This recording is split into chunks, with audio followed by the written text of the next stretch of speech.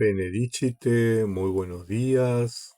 Soy el Padre Julio desde el Eremitorio Emaús de la comunidad monástica Esicasta, la provincia anglicana de Cristo el Buen Pastor. Continuamos, como todos los lunes, leyendo y comentando la Filocalía. Estamos con la obra de Evagrio Póntico, Evagrio el Monje, a propósito del discernimiento. Hoy nos vamos a detener en el numeral 15, que ya nos introdujo la semana pasada en el tema de los vicios, de los demonios, tema que a Evagrio le gusta mucho desarrollar. Escribe entonces Evagrio: no puedo escribir sobre todas las astucias de los demonios. Siento pudor al repasar todas sus maquinaciones, temiendo por los lectores más simples. Escucha, sin embargo, las astucias del demonio de la fornicación. Cuando alguien logra tornarse impasible respecto a su concupiscencia y sus malos pensamientos tienden a enfriarse, es entonces que este demonio introduce imágenes de hombres y mujeres que juguetean entre ellos, convirtiéndolo en solitario espectador de cosas y actitudes procaces.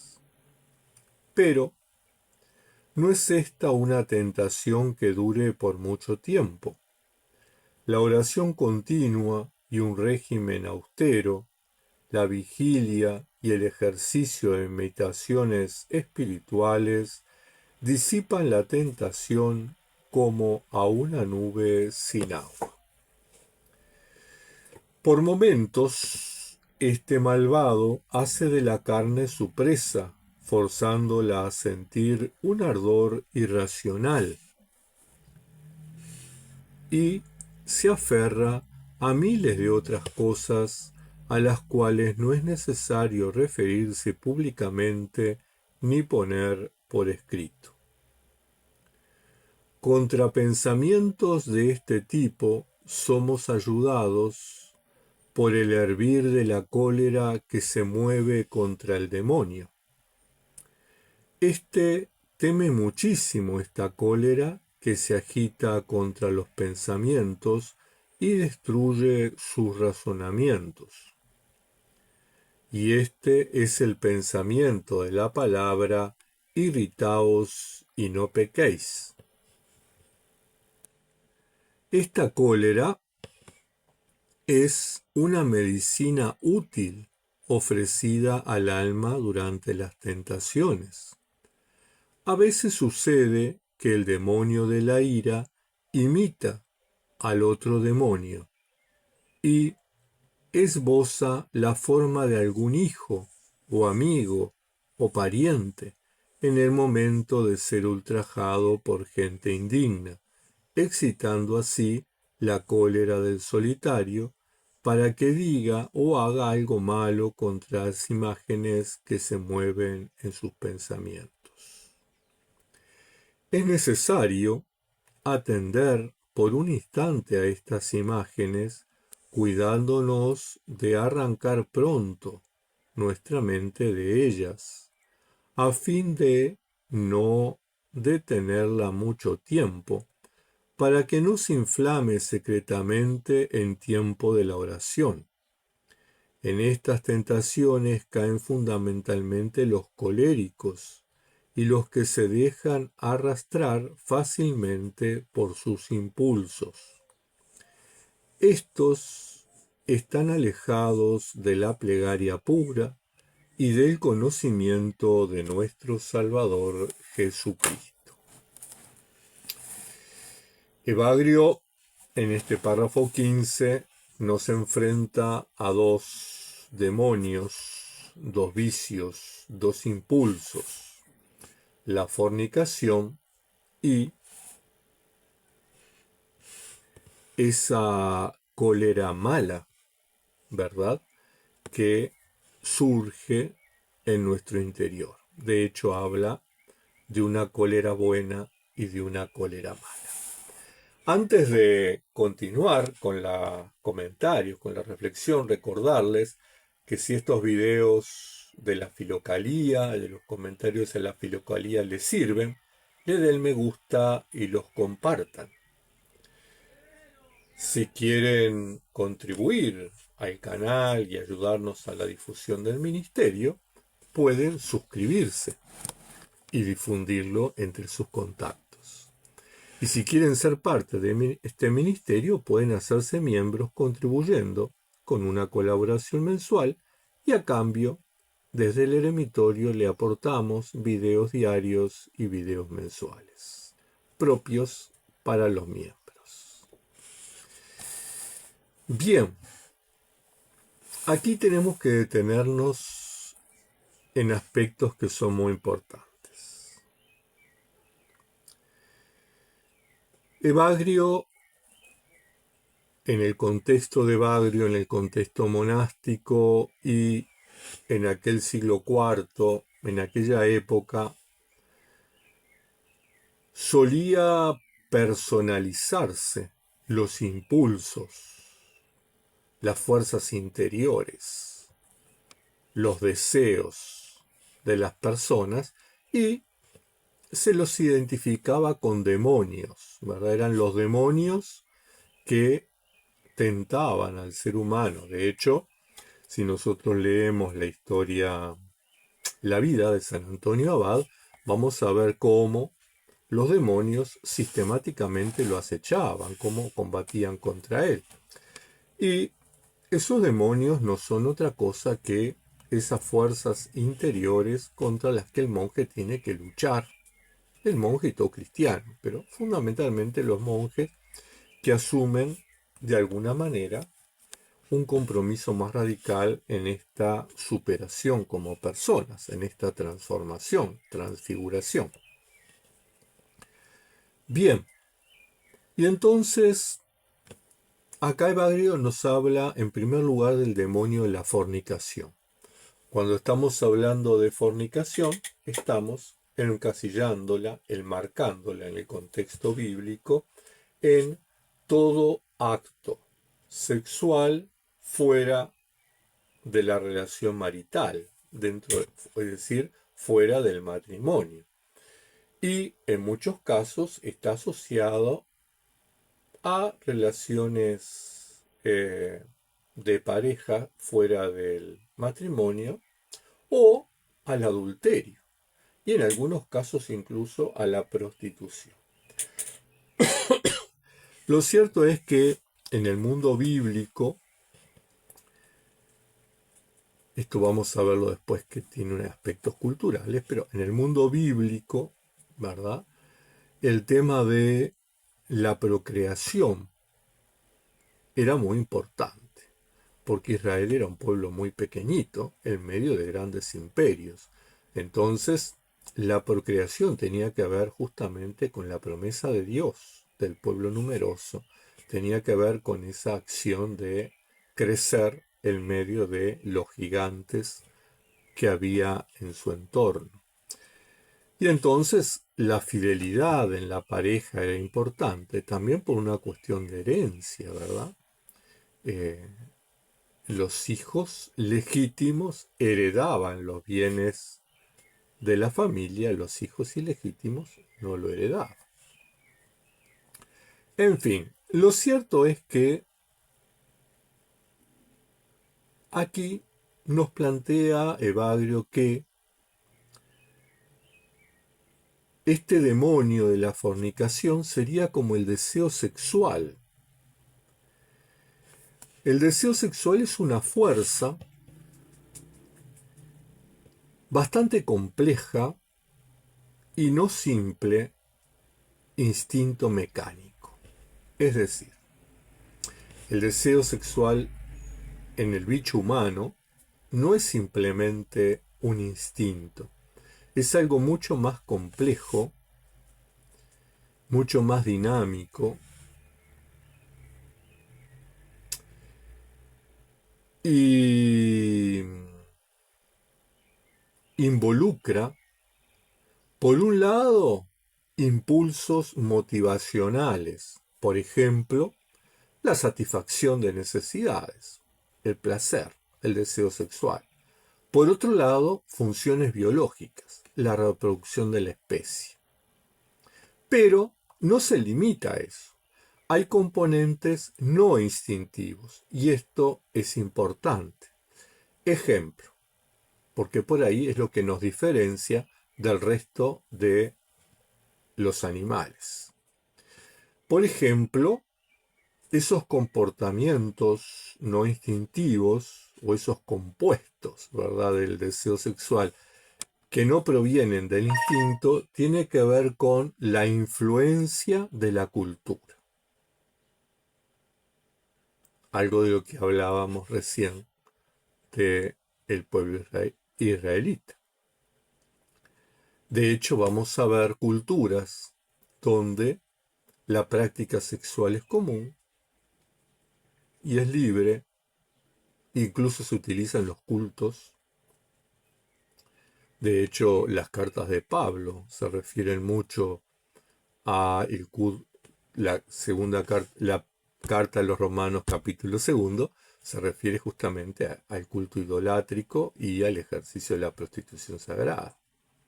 Pero también en nuestras culturas ancestrales de América Latina encontramos distintas formas, pero siempre está marcado este deseo sexual por la influencia cultural que de alguna manera lo condiciona.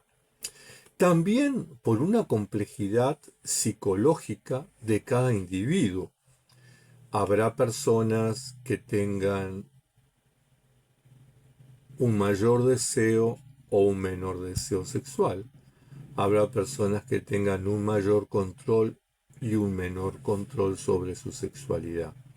Y un tercer aspecto que es fundamental es la libertad de elección.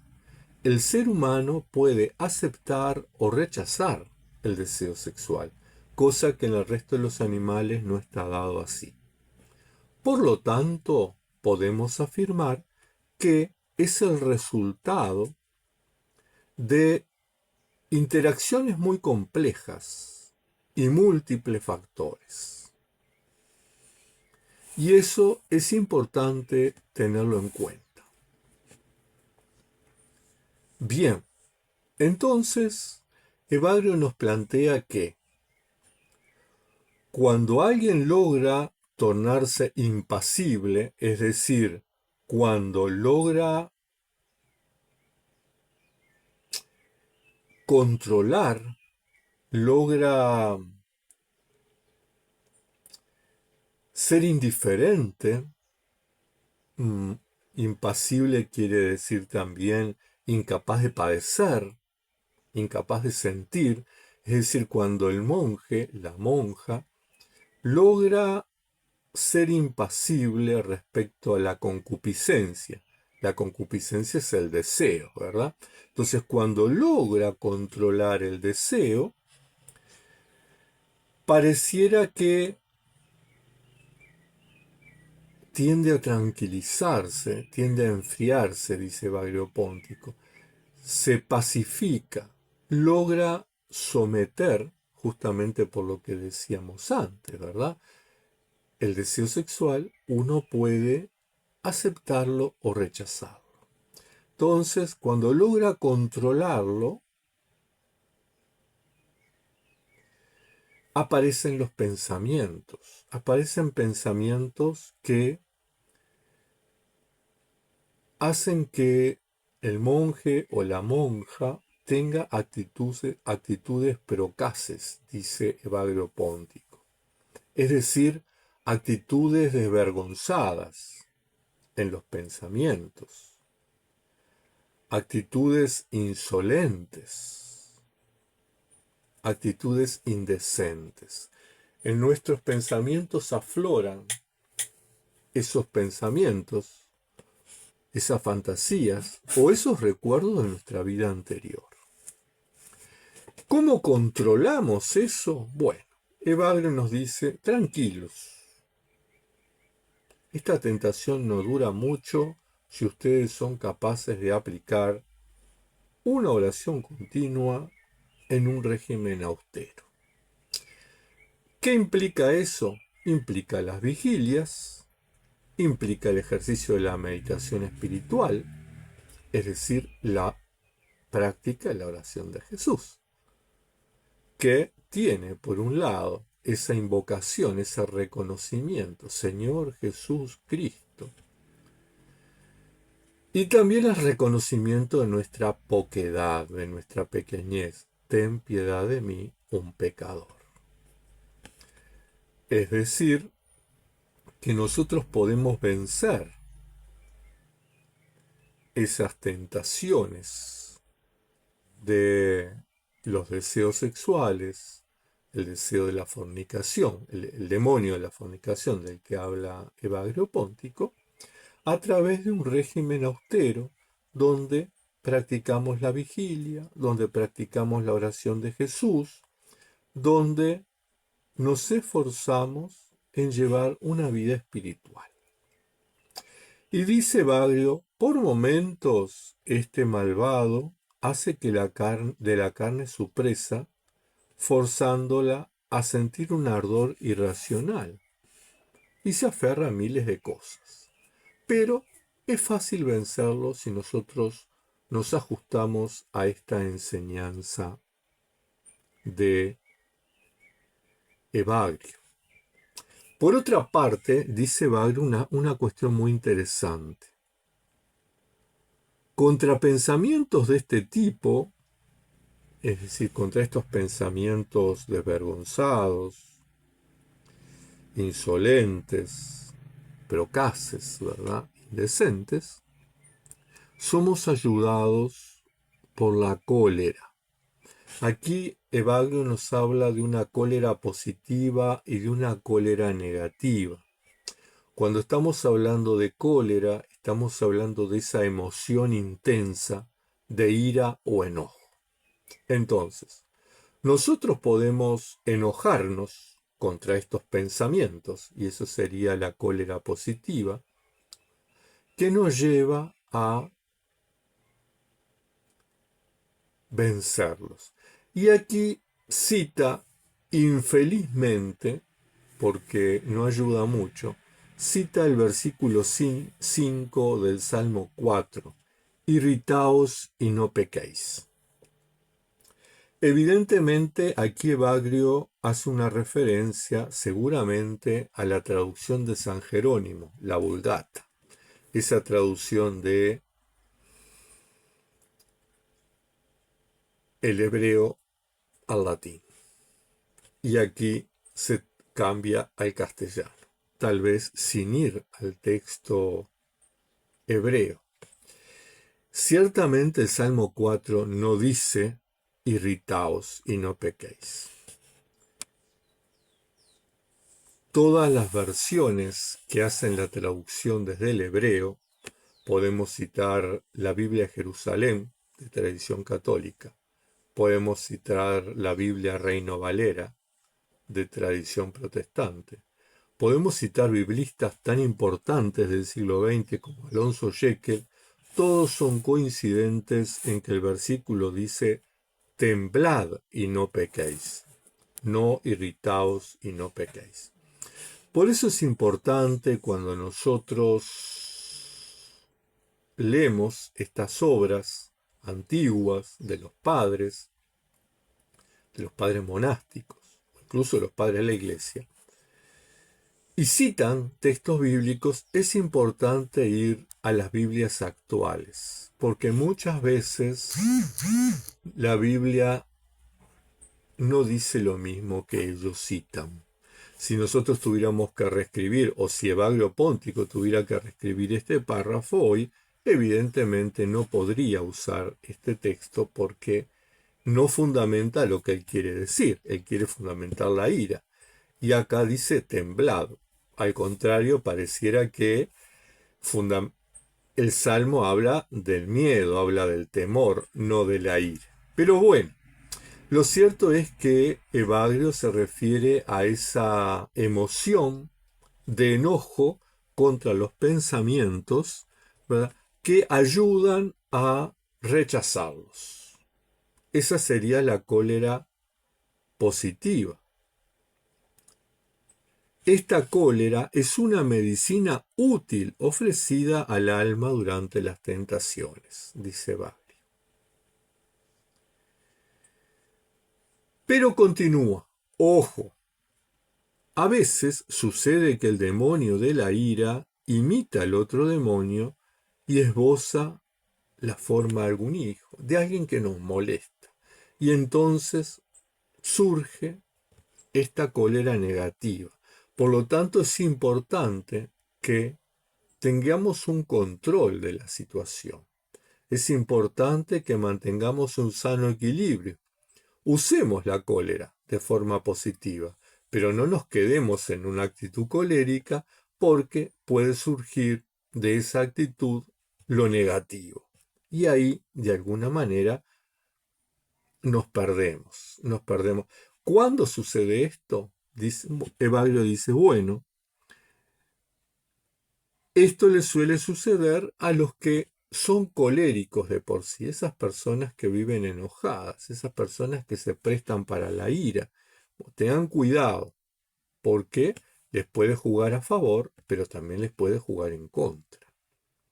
Y entonces, esto sucede cuando uno se aleja de la plegaria pura y del conocimiento del Señor Jesucristo. Es decir, que su recomendación es, para vencer estos impulsos sexuales, ¿verdad?, estos deseos, nos recomienda llevar una vida austera, practicar la vigilia, hacer uso de la cólera sana, es decir, de esa rabia, esa bronca, ese enojo contra los pensamientos que a uno le generan situaciones, imágenes, recuerdos indecentes, desvergonzados, atrevidos. Pero hacer uso de esa ira, pero tener cuidado. No alejarnos de la plegaria pura, es decir, esa plegaria, esa oración continua, libre de pensamientos y de recuerdos, esa oración, esa invocación del Señor Jesús, que nos pone en comunión con Él, y del conocimiento. Cuando uno practica la oración pura, nos lleva a conocer a la persona del Señor. Cuando yo me siento a dialogar con uno de ustedes y nos conocemos mutuamente. Bueno, lo mismo sucede en la plegaria pura. Ese diálogo con el Señor hace que nos conozcamos mutuamente, hace que yo conozca al Señor. Y eso me preserva, eso me guarda, eso me protege. Bien, hermanas y hermanos, nos quedamos aquí con estas recomendaciones de Baglio Póntico, con estas enseñanzas, y será hasta el próximo lunes. Recuerden, si estos videos les sirven, denle me gusta, difúndanlo, compártanlo en sus redes sociales, con sus contactos. Si no están suscritos al canal, suscríbanse. Nosotros semanalmente estamos compartiendo videos. Si quieren compartir el ministerio y ayudarnos, háganse miembros, colaboren, contribuyan con una pequeña cuota mensual y nosotros estaremos retribuyéndole día a día con videos especialmente para los miembros. Que la Madre de Dios les acompañe, les proteja y les bendiga hasta un nuevo encuentro.